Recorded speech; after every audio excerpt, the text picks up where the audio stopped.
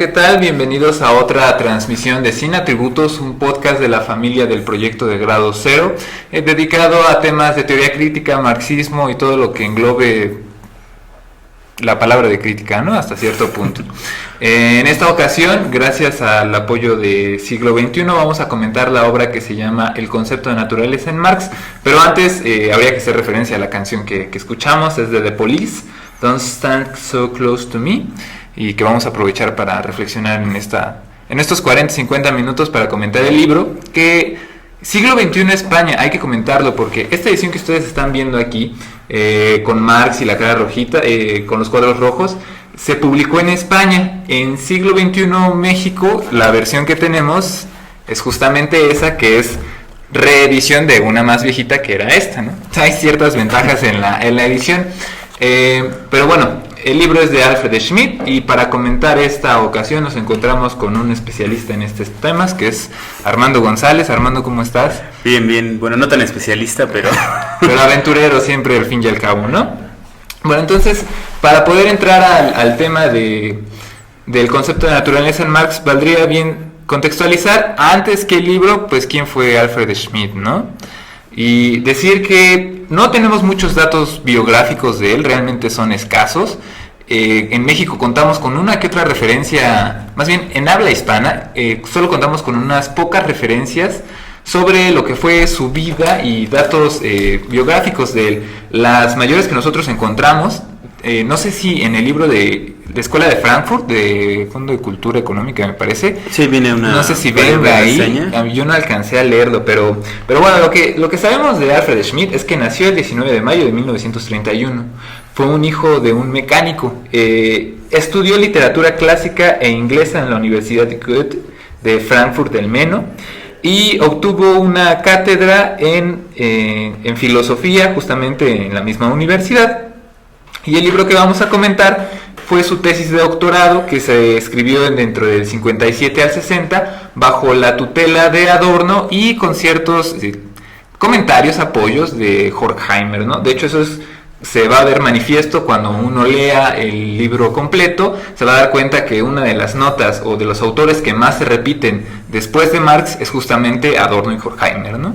Pero bueno, con estos pequeños datos biográficos, no sé si nos quieras decir algo, Armando. Bueno, algo muy interesante también es que casi acaba de morir, tendrá aproximadamente un año. Su última clase la dio el 12 de julio de 2012, menos de un año a la fecha de grabación de este podcast. Bueno, no, más bien un poquito más. Uh-huh.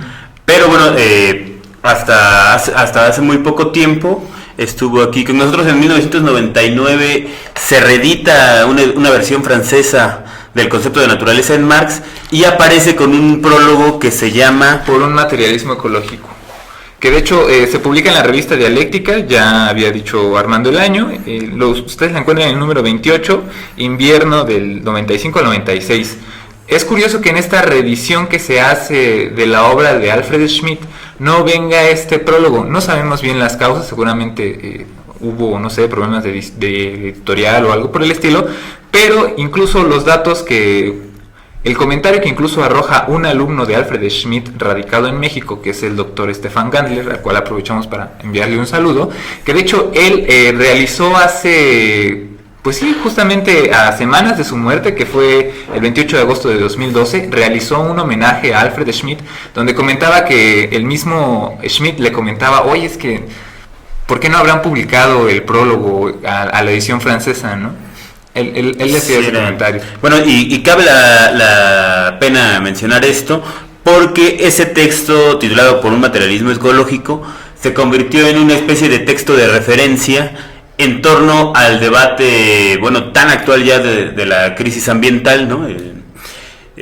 Dentro de la crítica marxista y un poco hacia afuera, inclusive del universo ya, digámoslo así, no marxista, es uno de los principales documentos a revisar cuando alguien está tratando de ver si es cierto que nos vamos a morir todos por acabar con la naturaleza, o si no, si son puras exageraciones de los hippies, que bueno, es un tema muy amplio a discutir, pero precisamente una muy buena base teórica nos la da precisamente este libro, el concepto de naturaleza en Marx, muy a propósito de algunos debates que se tienen sobre Marx, sobre si Marx era un antropocéntrico malvado que pensaba que la naturaleza tenía que ser dominada y sometida a la implacable tecnología del hombre, si era un productivista, o si era productivista, o si al revés, si pensaba que la naturaleza era una especie de deidad ontológica a la cual teníamos que rendirle culto y pleitesía y nos iba a entregar la clave del comunismo o alguna cosa así, ¿no? En medio de todo este tipo de señalamientos, de debates sobre si Marx dijo, si Marx no dijo, y precisamente de encontrones muy fuertes entre los distintos seguidores de Marx y los no marxistas que también fueron desarrollando una disciplina de las ciencias sociales preocupada por el medio ambiente, sobre todo a raíz de los últimos 30, 40 años, se da pues todo el material de discusión de este libro, que en realidad pues es como un pionero, ¿no? De hecho, el contexto que nos está dibujando Armando sí justamente pertenece a los últimos 30, 20, 25 años tal vez. Hay que recordar que el libro lo escribe dentro del 57 al 60 e incluso en el prólogo a la edición francesa el mismo Schmitt va a decir, bueno, cuando yo trabajé la tesis de doctorado, yo no conocía términos como crisis ecológica, ciencia ecológica, devastación ambiental, civilización alternativa. Faltaban estos, tal vez no para la época, pero al menos sí para los conocimientos de Schmitt, faltaban estas referencias teóricas que hablaban sobre el medio ambiente. Y a la par es actual conocer, como lo ha dicho bien Armando, que Marx nunca pensó la naturaleza, que fue un olvido, que algo así como un marxismo ecológico no podría existir. Esa es, digamos, la valía de que un trabajo escrito entre el 57 y el 60 se atreviera a hablar sobre el concepto de naturaleza en Marx.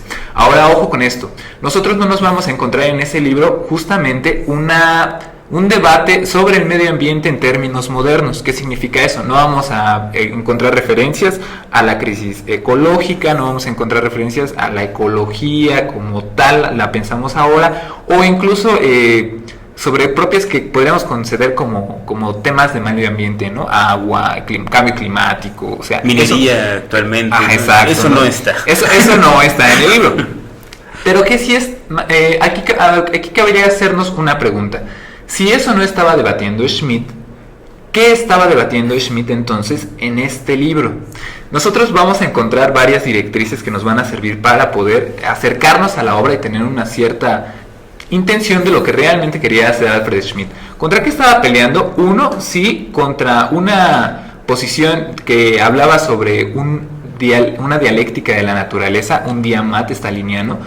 No en el sentido de Engels, no en el sentido ese es de otro Engels. sentido, hay que, aunque quizá también comete ciertos errores, no es muy discutible el texto de Engels, pero digamos también hay una salvedad que ya actualmente en la discusión empieza a ser como revalorado el texto de Engels, independientemente de que sea defendible o no en ciertos puntos, ¿no? Como el propio Schmitt lo va a ir poniendo.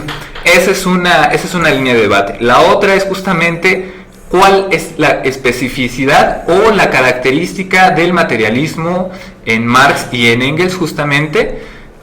Una tercera va a ser algo muy curioso y que de hecho va a finalizar con ese apartado Schmitt y que nosotros vamos a retomar, que es justamente una discusión con Bloch, a la par de la concepción de utopía que tiene Bloch y cómo se para sobre un concepto de naturaleza en particular. Hay muchas otras líneas, pero por el tiempo y por material pedagógico, nosotros nos vamos a tratar de enfocar en estas tres líneas de debate, ¿no? Sí, bueno, quizá la primera salvedad, ahorita que mencionaba George, lo de algo así como una dialéctica de la naturaleza, hay que entender que, bueno, el primer apartado de Schmitt se refiere a eso, el contexto del famosísimo debate entre el materialismo y el idealismo, ¿no? Por un lado Hegel, pues con la metafísica, con la ontología del ser, ¿no? Y por el otro lado con Feuerbach, materialista, ¿no? Empirista además, apelando todo a los sentidos, pero finalmente precisamente describiendo una especie de principio ontológico natural el cual los seres humanos tendríamos que seguir, por lo cual una crítica que hacía Marx era que era como un idealismo invertido, ¿no? Finalmente terminaba cayendo, ¿no? Quizá los materialistas más incisivos podrían hacer mucho más precisiones, pero es en este contexto donde Schmitt encuentra una primera aproximación al concepto de naturaleza tal como lo concebía Marx, porque tiene mucha importancia, ¿no? ¿O piensas que hay alguna especie de suprasujeto que definió ciertos principios y reglas únicos para la sociedad, que en última instancia son los que te van a regir? Llámese Dios, llámese Pachamama, llámese...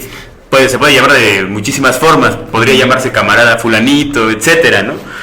Pero digamos, una de las primeras bases sobre las cuales cae sobre todo esa relación, digamos, dialéctica que se coincide entre lo que es un sujeto y un objeto, en este caso la naturaleza, como parte de una dialéctica, entender que si hay una dialéctica o no de la naturaleza, pues tiene toda esta importancia, primero porque nos está posibilitando o descartando predecir o referirse al comportamiento de los hombres y de los entes naturales a partir de la metafísica y de Dios o no. Entonces ya de entrada es una toma de posición bastante interesante, ¿no? Claro, de hecho así se titula el primer apartado del primer capítulo. El título del capítulo es Karl Marx y el materialismo filosófico. El apartado A, que es el que nos estamos adentrando, se titula El carácter no ontológico del materialismo marxista. Y esto es bien importante porque Schmitt lo que hace no es tirar por un...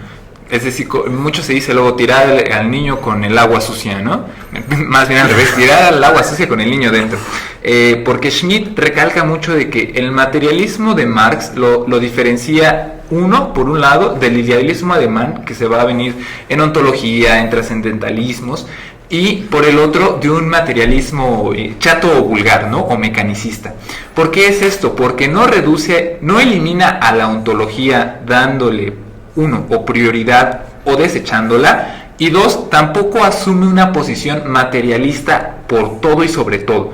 Es decir, es una síntesis de estas dos corrientes de la filosofía que se venía dando. Por un lado, sí, el idealismo alemán, pero por el otro también la tradición materialista, la tradición materialista no solamente francesa, sino principalmente los materialistas griegos, ¿no? Y dentro de la cabeza, como creo que Engels lo va a escribir, Aristóteles, la cabeza más lúcida de los griegos, ¿no?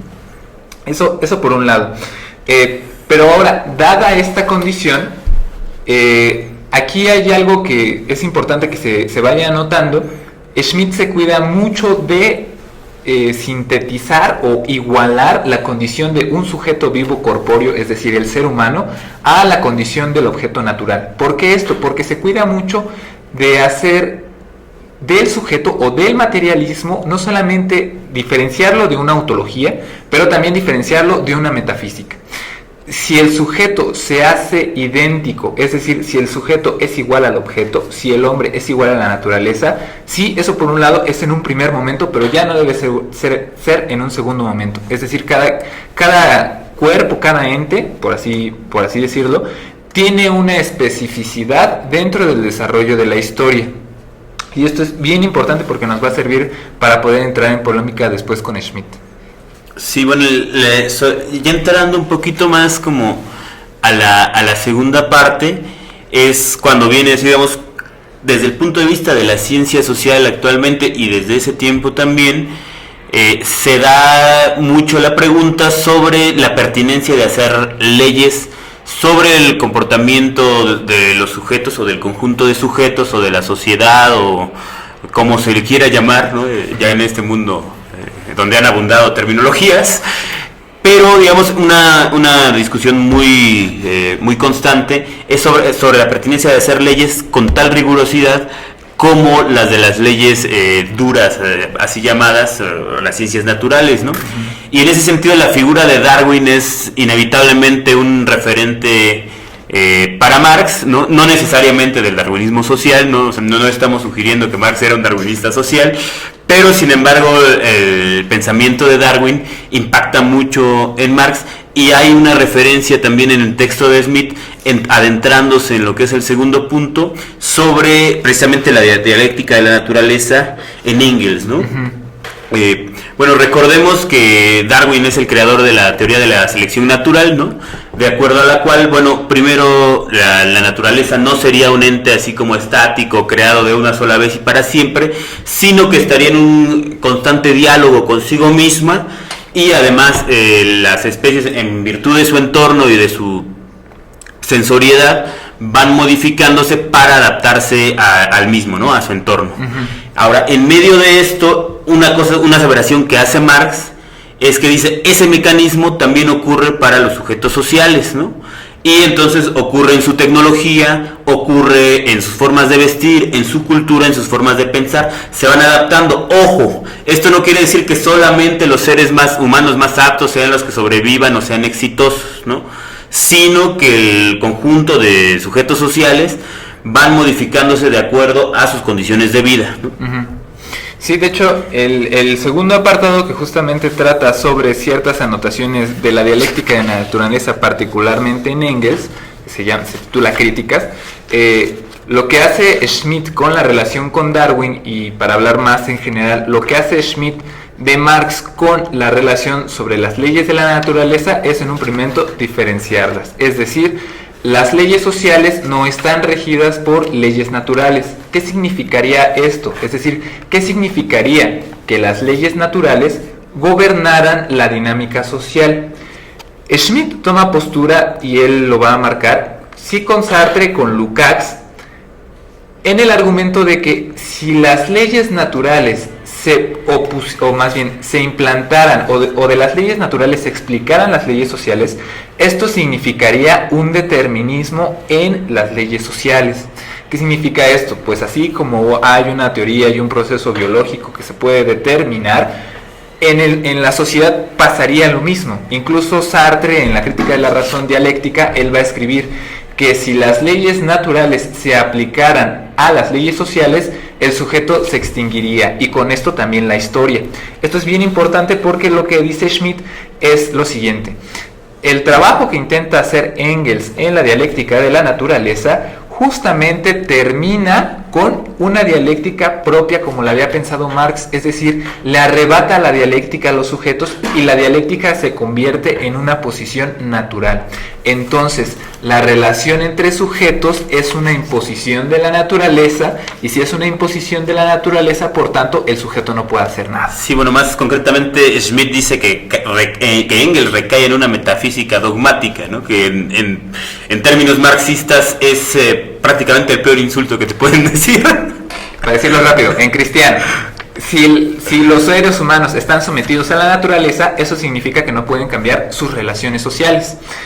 Esto vendría a dar al traste con la posibilidad no solamente de hacer la revolución, porque entonces la conciencia no existe, y entonces la conciencia de clases, y los sujetos están no dependientes de sus propias condiciones y relaciones, sino están dependientes en todo momento y en todo sentido de las condiciones naturales en las que se encuentren. Si es eso, el sujeto pareciera quedar eliminado. Claro, ahora hay que decir que algunos autores contemporáneos han intentado rescatar el texto Dialéctica de la naturaleza de Engels, y concretamente, por ejemplo, Luis Arizmendi dice que Schmitt se equivoca en su juicio apreciativo respecto a Engels, que sí hay un cierto distanciamiento del pensamiento de Marx, pero no de esa profundidad ni con esas consecuencias, ¿no? Es algo polémico, pero bueno, Schmitt lo que dice es esto, en virtud precisamente de que a la hora de hacer la conexión entre leyes sociales y leyes naturales, ¿no? O sea, la importancia de Darwin, como ya recalcamos un poquito, es que Darwin de entrada dice que, bueno, ojo, ¿no? La naturaleza se modifica, no está dada, ¿no?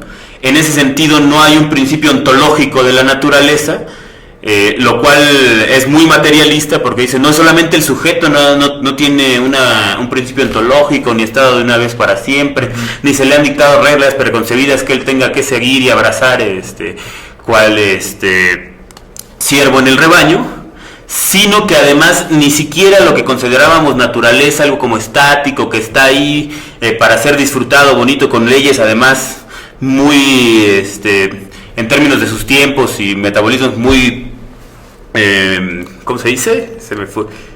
Consecutivo. ordenadas, armónicas, por así decirlo.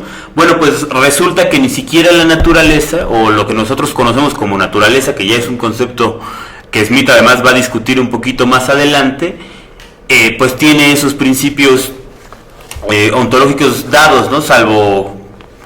No, bueno, no los tiene, ¿no? De hecho, con lo que viene comentando Armando, y con lo que hemos tratado de polemizar aquí, la insistencia que va a trabajar Schmitt mucho en el texto es que algunas categorías filosóficas de Marx no solamente se encuentran en su etapa de juventud, sino que al contrario, recorren lo largo y ancho de la obra.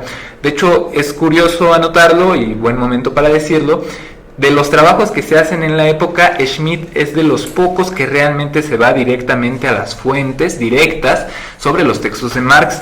Incluso lo que actualmente conocemos como los Grundrisse, él lo trabaja bajo otro nombre, no recuerdo cuál es, pero incluso aún están en manuscritos. Él los empieza a trabajar y a releer para leer directamente a Marx y cuál es ese concepto de naturaleza que tiene.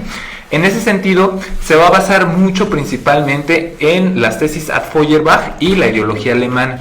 ¿Con qué objetivo? Sí, justamente con el de dar cuenta, como lo escribió Marx, de que lo que necesita explicación no es la unidad entre el sujeto y el objeto natural, sino que lo que necesita explicación es cómo ha habido un proceso por el cual ese sujeto digamos que se desgarra, ¿no? Se divorcia de esa condición natural y se plantea como un sujeto autónomo, ¿no? La condición de privatización.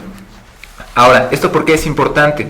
Porque va a tener, sí, una lectura de la sociedad que puede interrelacionar con el objeto y que se transforma a través de esa interacción.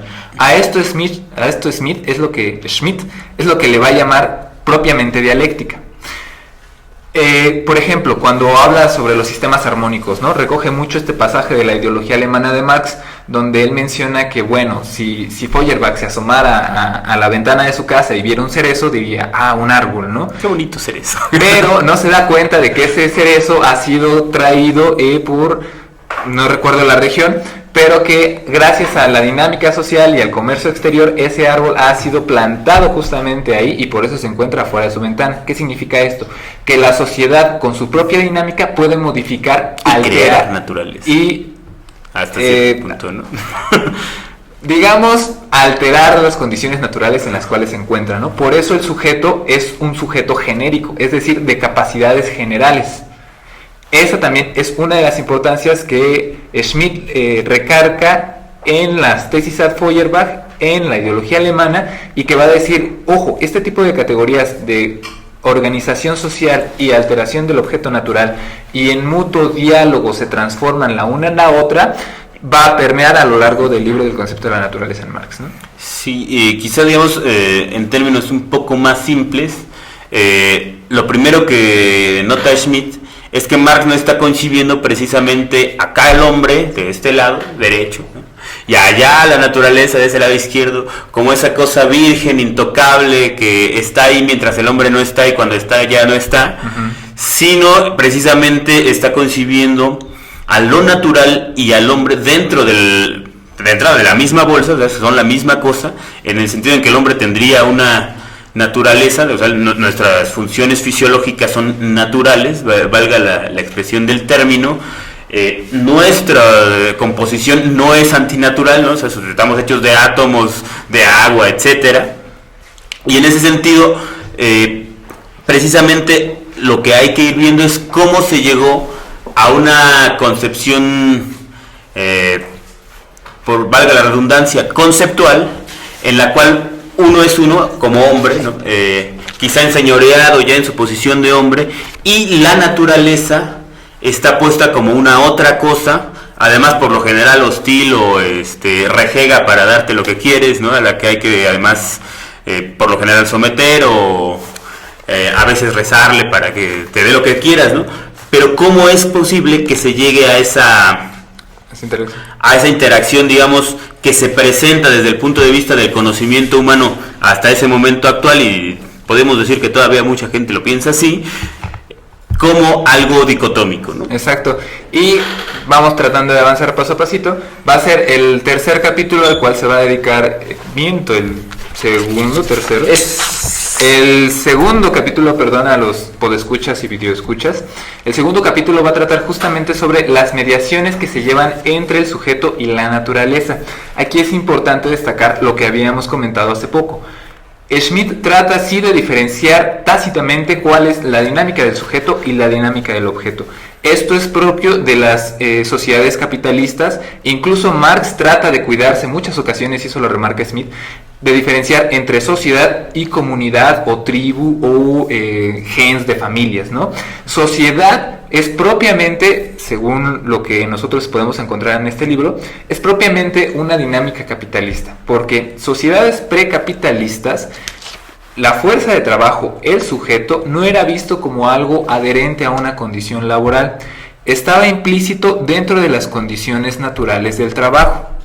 Cuando el sujeto es arrancado de estas condiciones naturales y puesto en confrontación, es decir, enajenado de esa condición natural, él ya puede ver a la tierra, a los recursos naturales, a todo lo demás, ya no como algo inmediatamente igual a sí, sino ahora sí lo puede ver justamente como un objeto de trabajo.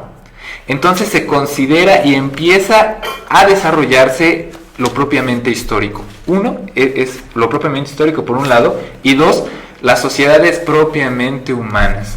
De hecho, Schmitt lo va a calificar como sociedades precapitalistas, sociedades ahistóricas. Y creo que aquí entra en algo polémico. Pero bueno, dejémoslo anotado para terminar los argumentos principales del libro.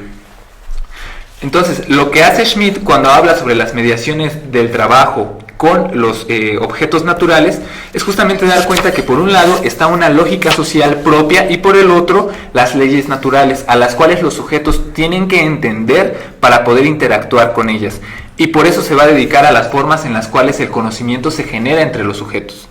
Esto es bien interesante porque entonces lo marca el conocimiento como algo meramente práctico, con una condición que tiene que ver con el trabajo, y eso es bien importante recalcarlo, porque el conocimiento no es algo que se cree en el éter de las ideas, ¿no? Observando desde un edificio del CONACYT del tercer piso en ventanas de cristal, sino que es algo que los sujetos se enfrentan en su vida cotidiana, y es, al menos en un primer momento, donde se surge todo tipo de conocimiento, donde la necesidad de la práctica alimenta la necesidad de la teoría.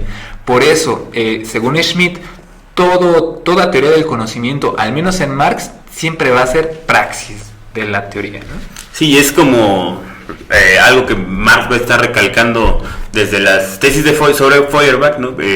Primero que tachando al materialismo como de contemplativo, ¿no? En el sentido en el que piensan que solamente por dejarse fluir a lo que está pasando va a constituirse la humanidad o la sociedad misma, ¿no? Valga el mal abuso del término, una vez que George nos ha dicho que ya es un término de nacimiento capitalista y que lo sabemos gracias a Alfred Schmitt y a este libro.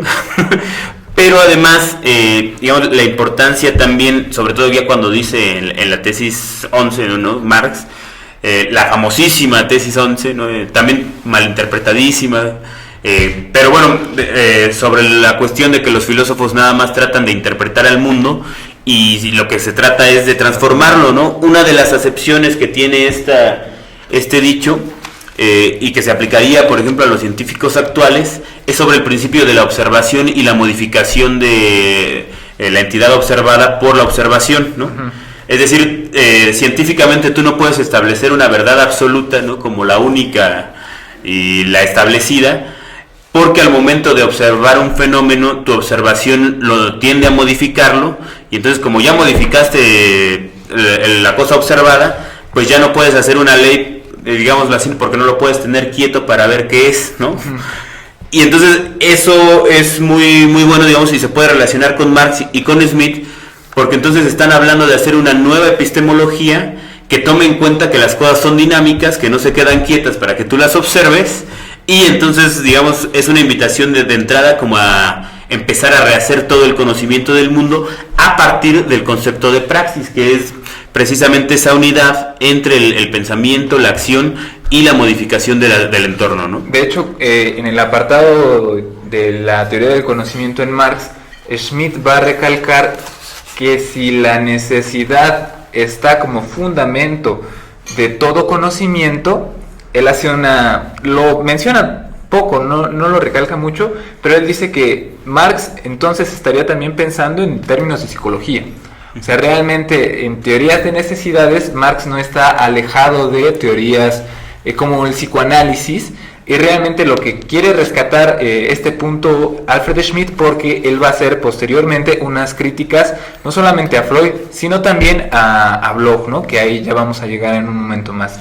Pero sí, justamente lo que decía Armando, hay un nuevo punto de apoyo para construir toda una teoría del conocimiento, y es importante lo que va a decir Schmitt.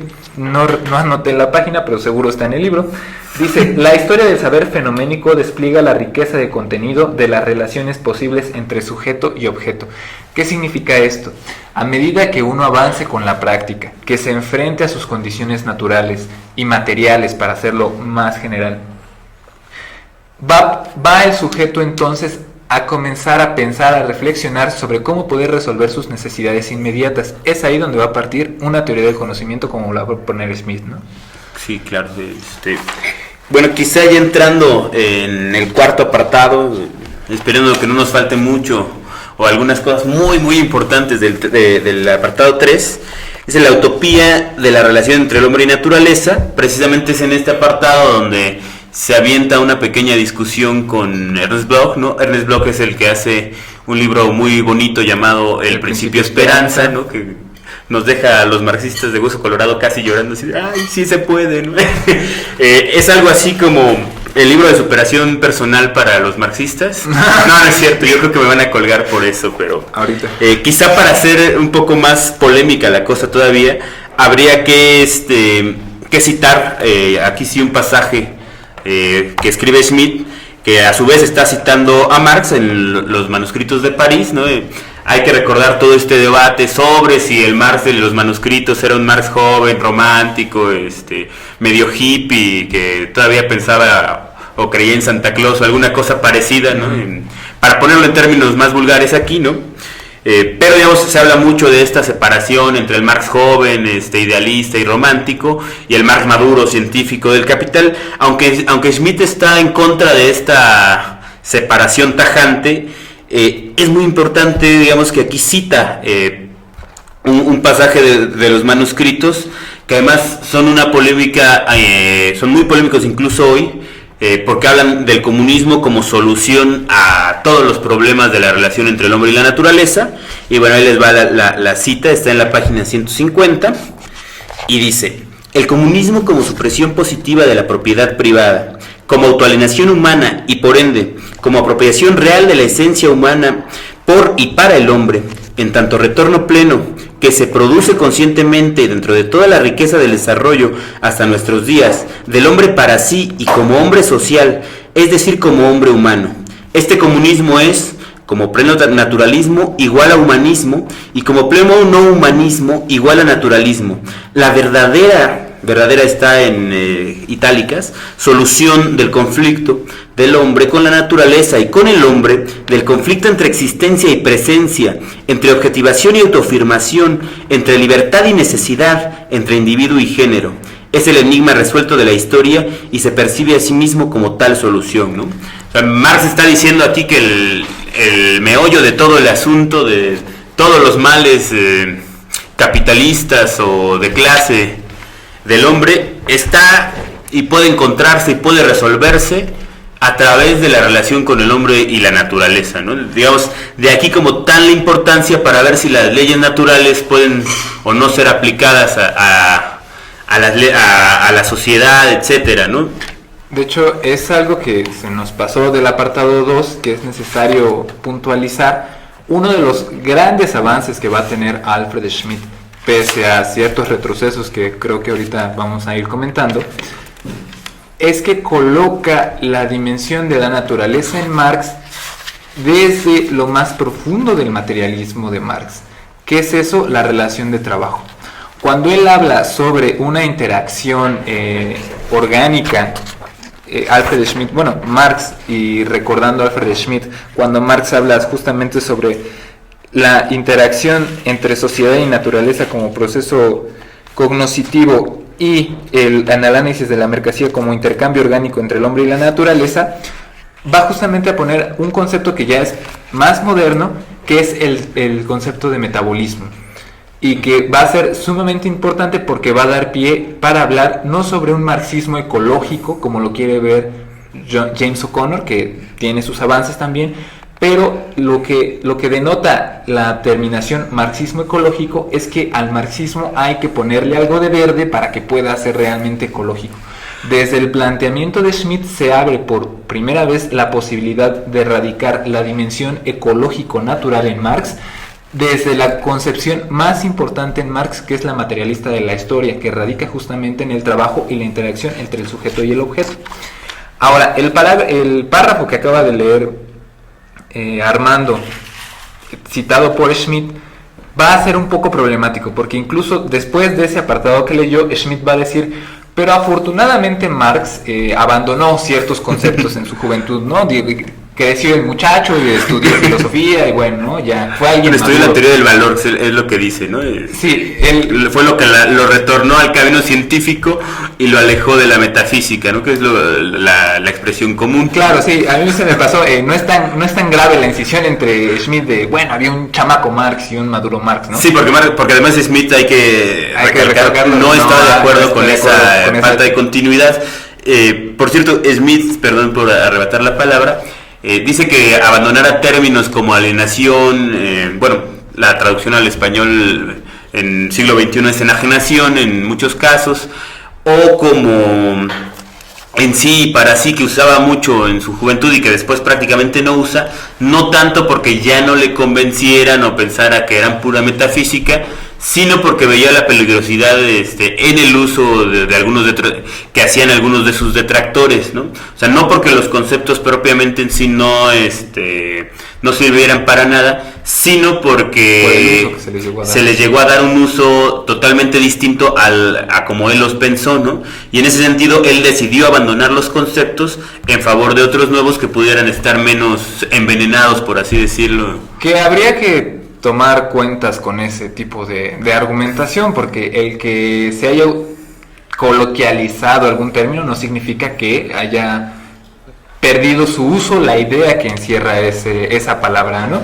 Pero el contexto social es inseparable de la palabra y está, ¿no? Claro, pero para continuar con la argumentación que veníamos haciendo, Schmitt justamente lo que va a hacer, va a decir, bueno, afortunadamente Marx se liberó de esas trabas de juventud, y él logra ya no identificar al sujeto con el objeto, sino que lo pasa a otro plano.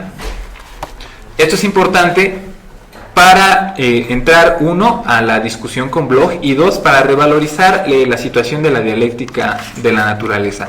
No solamente el profesor Arismendi, que también se ha vuelto uno de los que más ha trabajado esta situación de un marxismo o de la ecología de Marx, pero también está el libro de José Ferraro, titulado Traicionó Engels la dialéctica de Marx, y muchos otros como Tergiversó Engels el materialismo de Marx, y algunos de los trabajos. Realmente Ferraro, el doctor Ferraro, que hace también poco, 2010, 2011 me parece, también falleció lamentablemente, ha sido uno de los más trabajosos a la hora de la lectura de la obra de Engels. Él, que decía al respecto de la dialéctica de la naturaleza, decía, ojo, aquí lo que identifican los críticos de Engels es que la dialéctica de la naturaleza es igual a la dialéctica materialista que presentaba su versión stalinista. Aquí hay que diferenciar entre lo que proponía Engels y lo que sí proponían la URSS. De hecho, hay un librito que se llama Sobre el materialismo histórico y el materialismo dialéctico, en donde se puede ver claramente esta concepción mecanicista de la naturaleza, ¿no? La que le importa criticar particularmente a Schmitt, que él está viviendo en ese momento, a Sartre y a Lukács.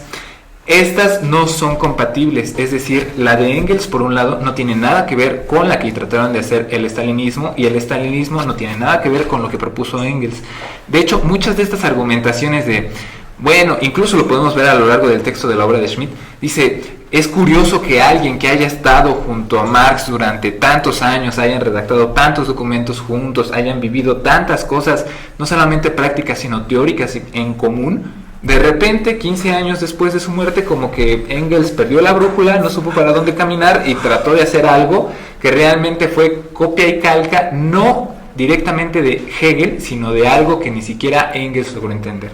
Esta crítica es un poco severa, porque si bien Engels compartía muchos de los temas con Marx, uno de ellos era justamente la crítica a Hegel, y ambos comprendían directamente a Hegel.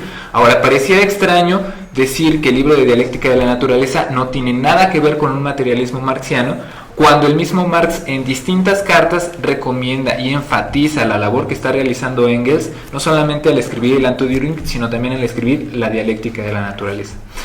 ¿Qué sí podemos nosotros encontrar en la dialéctica como se presenta en su versión staliniana? Algo a lo que Engels y el mismo Marx combatían momento a momento, que es una concepción materialista de la dialéctica.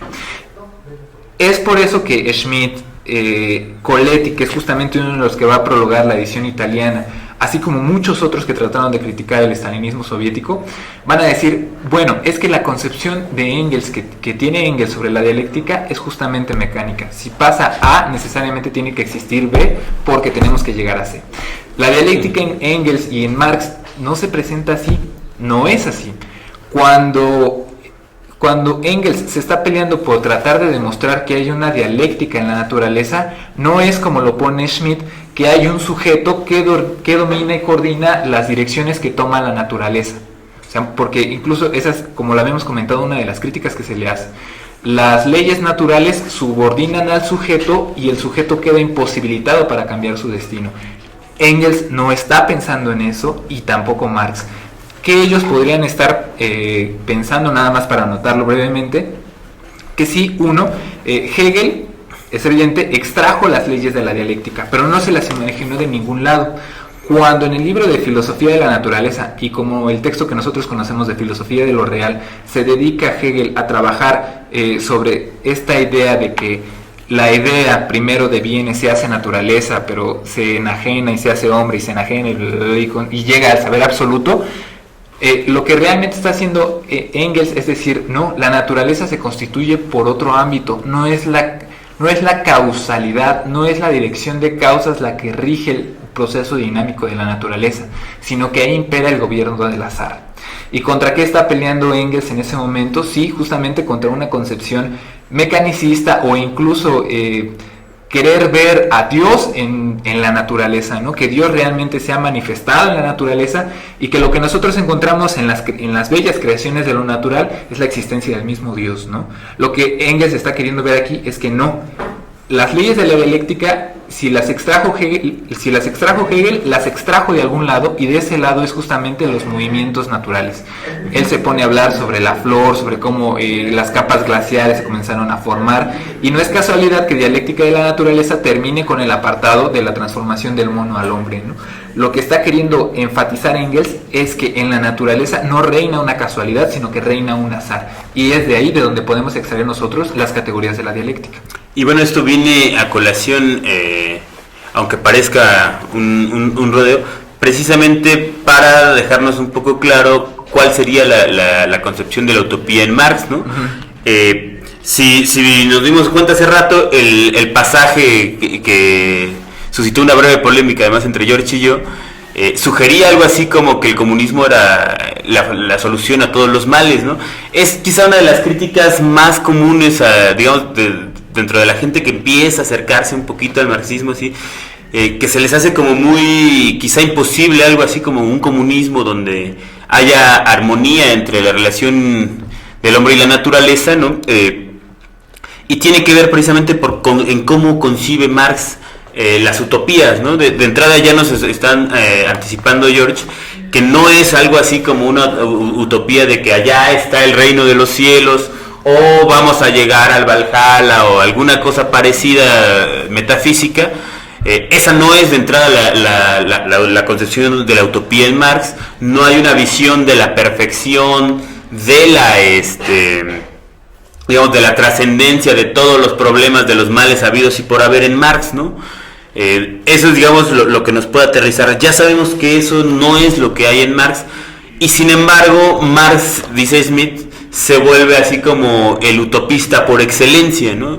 Entonces, ¿cuál es la utopía posiblemente de Marx? Y es algo que curiosamente entra en continuidad con el pasaje que acabamos de citar, ¿no? La utopía de Marx es un hombre que viva su propio drama, ¿no? Digamos así en términos filosóficos, sería algo así como un hombre en sí y para sí, ¿no? Que sea consciente de lo que hace, de lo que sacrifica, de lo que le va a doler, y lo haga para vivir si eso responde a sus deseos y necesidades, ¿no? Esa es la utopía de Marx, que es algo muy utópico, dado que es algo que no ha podido ser realizado en su totalidad, aunque está siempre en proceso de ser realizado parcialmente, muy curiosamente, ¿no? Bueno, vamos a ir entrándole con pinzas al asunto. Cuando Schmitt trata de criticar a Bloch y porque presenta a Marx como un pensador utópico, la forma en la cual, según Schmitt, Bloch presenta a Marx en estas condiciones es que Bloch identifica al sujeto con el objeto. Es decir, hay una naturalización de la sociedad y una sociedad que se naturaliza. Este es el punto que Schmitt quiere tratar de criticar y desestablecer, y por eso incluso llega a decir que propiamente historia son aquellas sociedades en las cuales existe propiedad privada y el sujeto se encuentra fuera del objeto.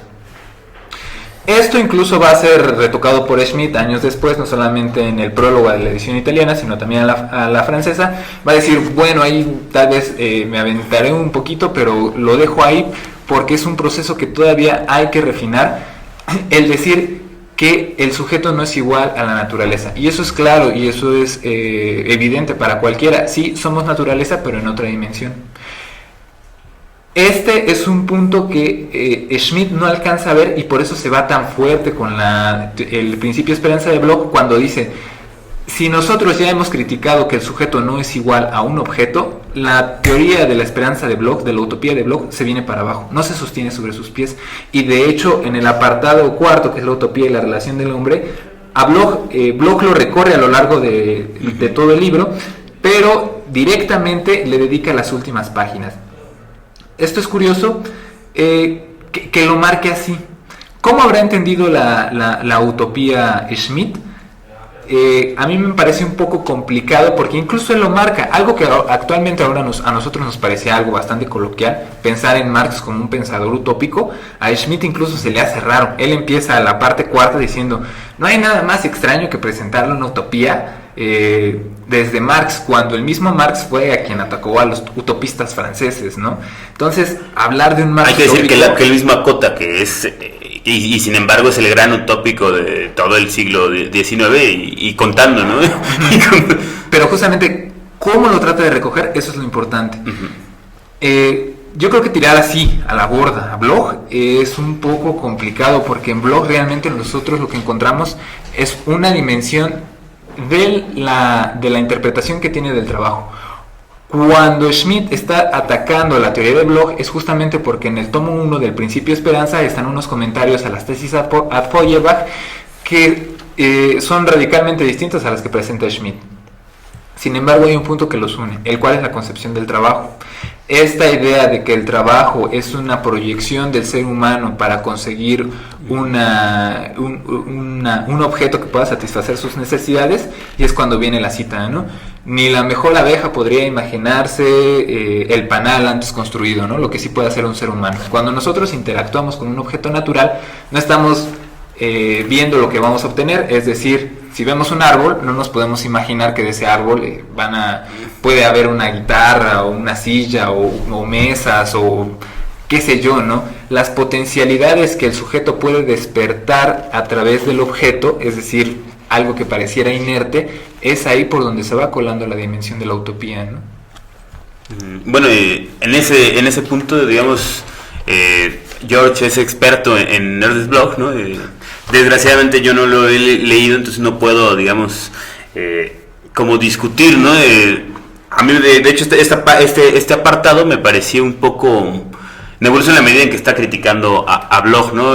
Una recomendación por ahí a los podescuchas, si pueden ojear el Principio de Esperanza, ¿no? Es un marxista muy sonado, eso sí, Bloch, en la medida en que, bueno, de alguna forma todas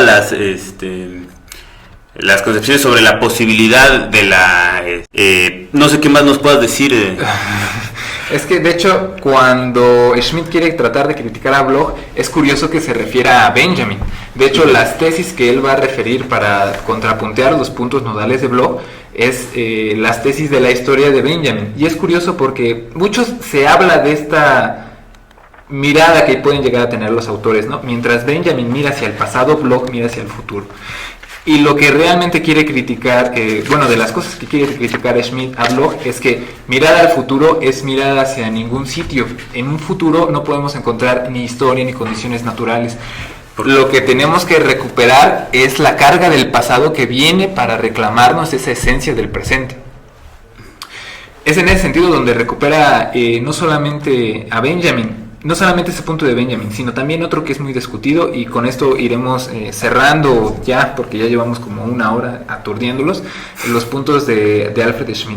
Porque recupera de Benjamin la noción de que, y lo recupera también de Marx, de que el trabajo es condición necesaria y vital en todas las sociedades. Si el trabajo es condición necesaria y vital en todas las sociedades, debe de llegar a un momento en el cual la superación del sujeto y del objeto, este pleito que nos contaba Armando de, el comunismo se presenta como la solución de todos los problemas, eso no creo que Marx ni lo hubiera dicho. Lo que sí recupera es la superación de esta división entre el sujeto y el objeto. No los vuelve a poner en armonía, como bien señala Bloch, pero como bien señala Schmitt, pero sí los vuelve a unir de manera que la necesidad que prive no sea la del capital, este ente abstracto, esta fuerza social que domina sobre los sujetos, sino que al contrario, la fuerza que dinamice las relaciones sociales estén basadas en la necesidad del sujeto corpóreo, pero también en la necesidad del objeto natural.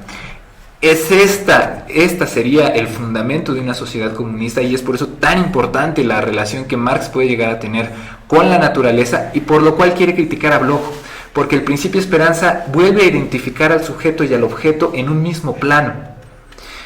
Sin embargo, creo que aquí a Schmitt, en esta insistencia de llegar a criticar a Bloch en ese punto, pierde de piso algunas cosas que son importantes en Bloch, ¿no? Este pasaje tan famoso que es: espera un momento, eres tan bella, y eso recupera la existencia de la utopía realmente existente. Es recuperar el momento del instante, es hacer bello el momento del instante en el cual el sujeto puede proyectarse a sí mismo como una esencia no necesariamente estática, sino potencial. Al contrario, los sujetos, a través de las relaciones no solamente entre ellos mismos, sino también con los objetos naturales, pueden llegar a ser algo diferentes, y eso constituye un proyecto. Por eso Bloch va a hacer la diferencia entre utopías concretas y utopías abstractas. Utopías concretas es como lo estaba pensando realmente Marx.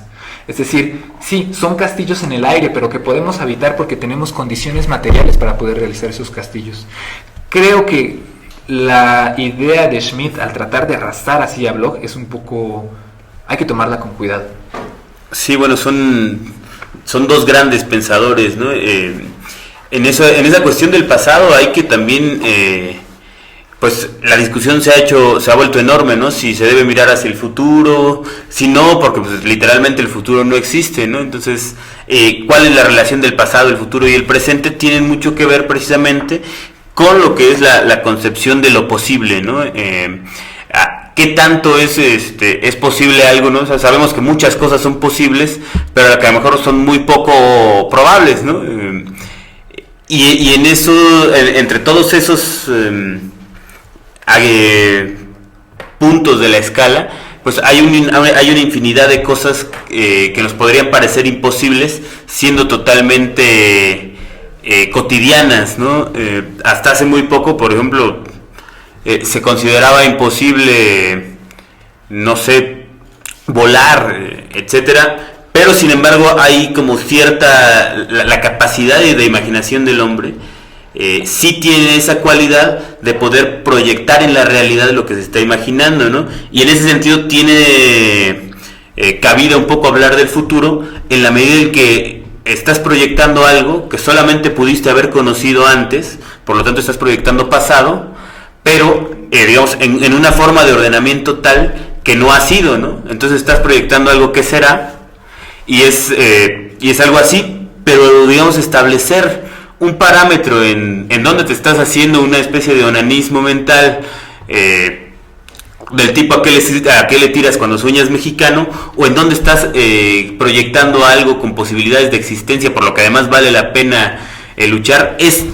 precisamente el centro de esta discusión, y por lo que es tan importante, y precisamente el centro de la discusión ha sido en los últimos años la relación del hombre y la naturaleza, ¿no?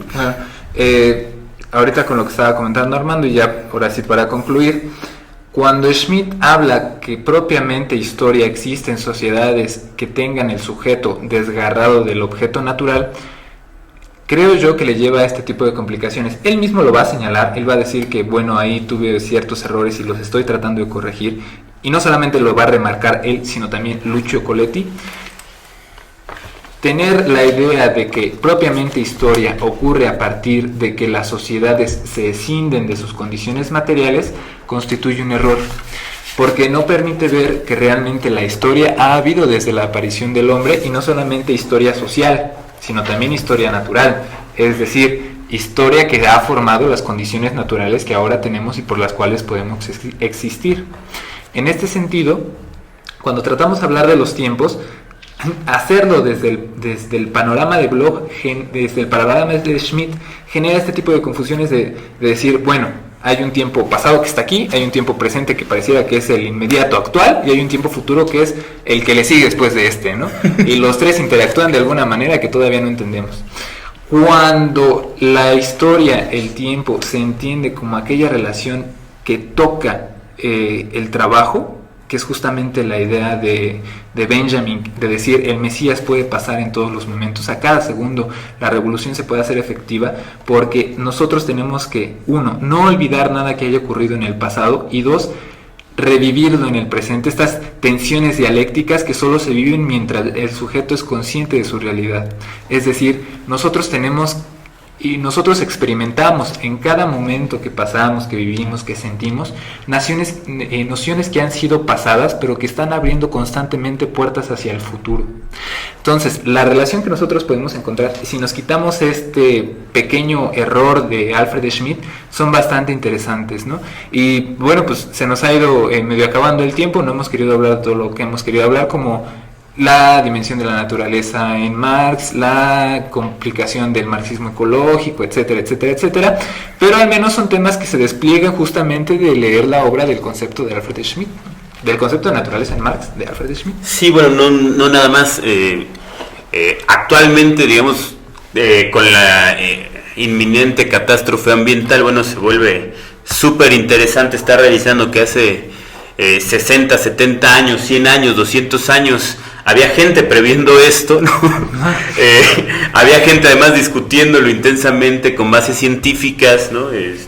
Con epistemologías muy robustas, y entonces nos puede dar como una pauta de acciones a seguir, ¿no?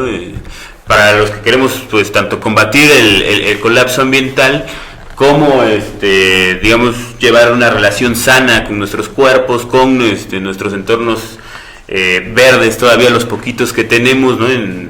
Además en algo que se presenta ya como una lucha también por la supervivencia en el caso de comunidades, pueblos, etcétera, que ya están viviendo ahora sí lo que es esa separación o esa escisión de los medios de producción, pero a un nuevo nivel. Por ejemplo, el oxígeno nunca había sido considerado como un medio de producción hasta ahora que empieza a faltar, ¿no?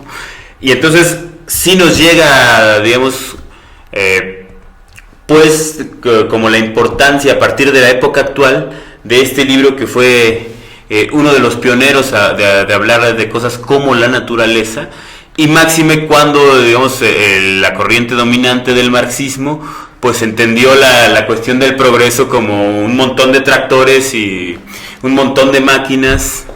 Que de hecho hay, ya para cerrar, hay ciertas nociones en Schmitt que permiten esa lectura progresista de Marx. No lo cierra totalmente.